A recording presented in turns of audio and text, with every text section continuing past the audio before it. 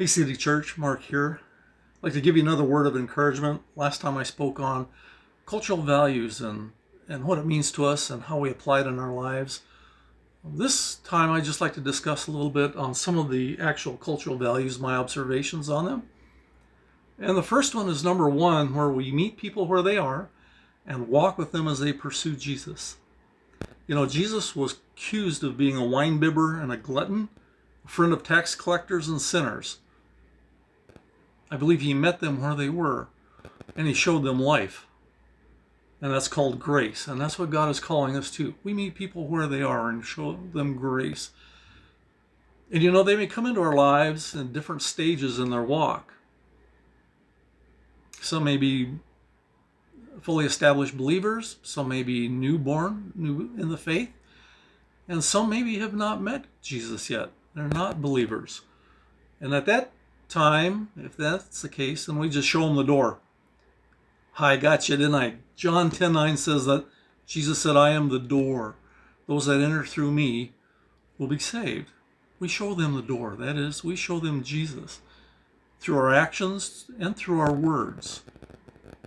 So we walk with them as they pursue Jesus. And if they're not pursuing Jesus yet, then we walk with them and pray that one day they will. Number two, we believe relationships are intentional and not accidental. You know, God has placed people in our lives on purpose. In Acts 17:26, God said that he establishes the very boundaries on where we live. And I believe that he establishes or brings people into our lives on purpose, intentional. He was intentional on where we live and how we move. We should be intentional with those that are near us. When asked, who is my neighbor, by some people, Jesus replied by telling a story of someone that acted neighborly. The point being is that I don't have to decide who my neighbor is. I have to be intentional and be a neighbor. And this is not accidental. This is by planning. I expect to do this. Number three, no matter what, we speak life and we give hope. In Acts chapter 5, all the apostles were preaching and they got actually rounded up all together and cast in jail. And an angel came and released them. And the angel said something that kind of grabbed me. He said, speak to the people all the words of this life. And we are to speak the words of life. And life consists of two different things. One of them is grace. Just mentioned that. Grace is being reconciled to God. That God does not choose to hold our sins against us, but he wants every man to come to the knowledge of Christ. He's called us to be ambassadors. He's called us to speak life in grace to them. But secondly, he's called us, some of the words of life is actually truth. And truth can cut like a scalpel in the hands of a skilled surgeon working on a diseased heart. You know, there's pain involved, but ultimately it's health.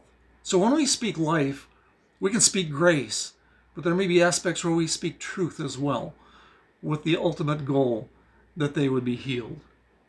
And then we speak hope, or we give hope. And hope is a word that's talking about looking to future fulfillment.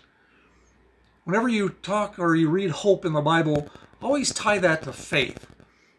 The faith chapter, Hebrews 11 says, faith is the substance of things hoped for. You always see hope and faith together. So hope is looking for the fulfillment of what God has promised. Now Romans 8 says, for in hope we have been saved, but hope that is seen is not hope. So we give hope to those because we speak what God has promised us. And faith is something that God has promised. We look to his promise.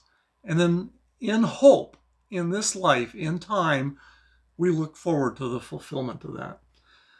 And finally, number 4, we are a home for the Holy Spirit. Therefore, we practice the presence.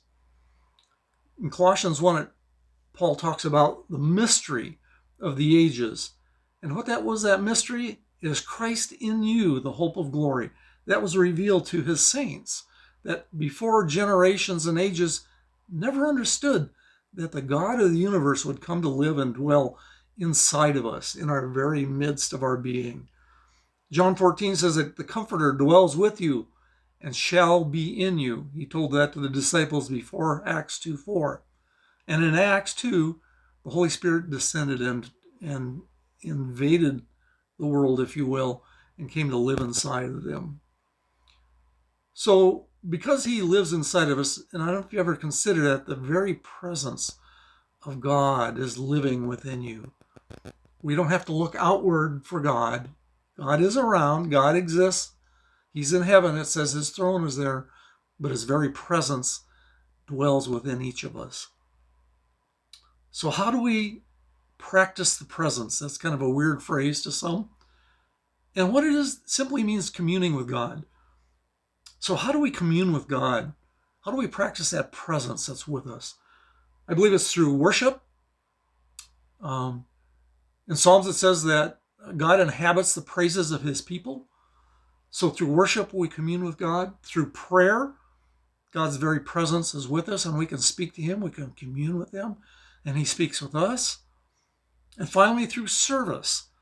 Jesus called the disciples, go into all the world, and he says, lo, I will be with you unto the end of the age. So even through service, God is with us. And we can practice that presence in our lives whenever we're busy, when we're quiet, all these different aspects. So practice the presence. I just hope this has been some encouragement for you. And I pray that you've been blessed and be encouraged. Bye-bye.